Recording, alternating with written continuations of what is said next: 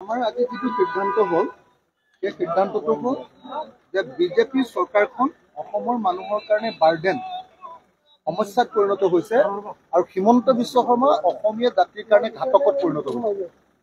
গতিকে তেওঁক আঁতৰাবলৈ আৰু বিজেপি চৰকাৰৰ পৰা অসমৰ ৰাইজক পৰিত্ৰাণ দিবৰ কাৰণে আমি সকলো দলে 2026 চনত একেলগে নিৰ্বাচন খেলি বিজেপিক হৰুৱাবৰ কাৰণে আজি সিদ্ধান্ত গ্ৰহণ মাতিছে।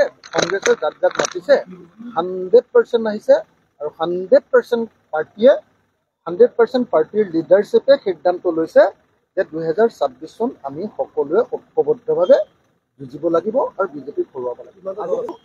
আজি ইছ্যুজবিলাক কেনেকৈ আমাৰ এখন কমন মিনিমাম প্ৰগ্ৰেম হ'ব, কোন কোন ইছ্যুজক লৈ আমি কোন বিষয়ত আমি কি কথা পাতিম, সেইবিলাক ডিটেইল ডিছকাশ্যন হৈছে। কিন্তু অচিৰেই 18 তাৰিখে আমাৰ কংগ্ৰেছে পাতিছে, এটা সাংস্কৃতিক কাৰ্যসূচী পাতিছে। সেই কাৰ্যসূচীত আমি একেলগে থাকিম সকলোবিলাক, আৰু তাৰ পাছত আমি গোটেইবিলাকে মিলি মানে সকলো নিজৰ নিজৰ দলৰ যিবিলাক কথা যে আমি 26ৰ ইলেকশ্যনৰ কাৰণে অসমৰ মানুহক কি দিব খোজো, সেইবিলাকৰ বিষয়বিলাক চবেই আমি জমা দিম।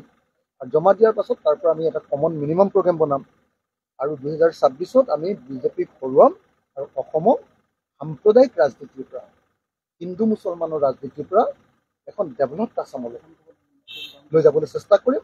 আজি সিদ্ধান্ত হৈছে যে নেশ্যনেলিজিম, ৰিজনেলিজিম, এথনো নেশ্যনেলিজিম আৰু লেফ্ট, বুজিছেনে, ৰাষ্ট্ৰীয়তাবাদ, আঞ্চলিকতাবাদ, জনগোষ্ঠী আৰু বামপন্থীসকল আটাইবিলাক লগ হৈ আমি 2026ত বিজেপিক ব্ৰহ্মপুত্ৰ ল'ব লাগিব।